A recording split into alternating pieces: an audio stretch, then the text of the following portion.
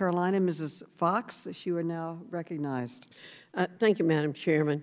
My questions are going to be for Mr. Jaffe. Mr. Jaffe, under the Obama-Biden administration's $800 billion American Recovery and Reinvestment Act in 2009, or stimulus, there was extensive oversight and accountability provisions.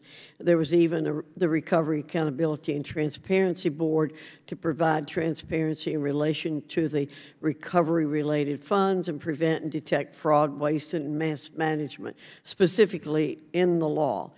Does the American Rescue Plan contain any oversight and accountability provisions similar to the Recovery, Accountability, and Transparency Board?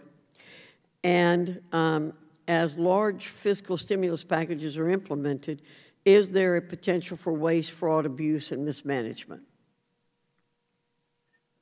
The controls seem to me not as strong as they were under ARRA. There is a reporting requirement for state, local governments, territories, and tribal entities to periodically account for what they've spent, but many of those entities have not been required to report yet. Their first report will not be due until April 30th of this year. So some of the money will have been spent and committed, or much of the money will be spent and committed without any documentation about how it's being spent. There is the Pandemic Recovery Accountability Committee, which I think is doing some good work. So there is some oversight being conducted, but it doesn't seem to me to be as complete as what we had under ARRA. Do you have any insights into why common sense oversight and accountability measures were not included in the legislation? I mean, I have a educated guess. I think there was a rush to pass this, and so a lot of the kinds of bells and whistles and belts and suspenders controls that would normally go in didn't, because it was so rushed. Okay. My next question is: Congress passed the CARES Act in March 2020, now 2 years ago, to deal with the economic turmoil and uncertainty at the time. Despite, again, the fact that the bill was drafted quickly, did it include any mechanisms to provide for oversight and accountability? Congresswoman, I'm not as familiar with that. I believe there were, but I cannot speak to the details of that. Well, since every CARES Act program falls under the jurisdiction of at least one oversight mechanism, I think it's reasonable to expect that the American Rescue Plan would do the same.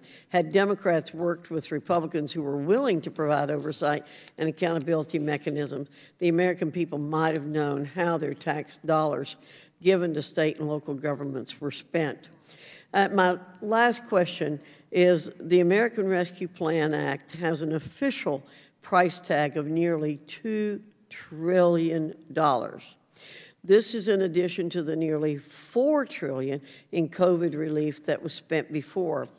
Can you tell us how this exorbitant spending has fueled inflation and the higher prices Americans are facing?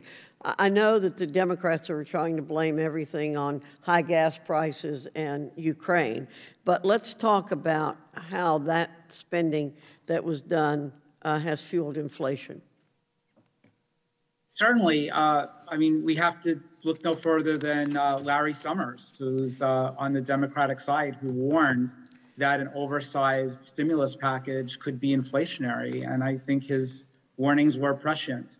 It should really be no surprise to anyone that we're experiencing the inflation that we are now, given the excessive amount of spending that was authorized under ARPA.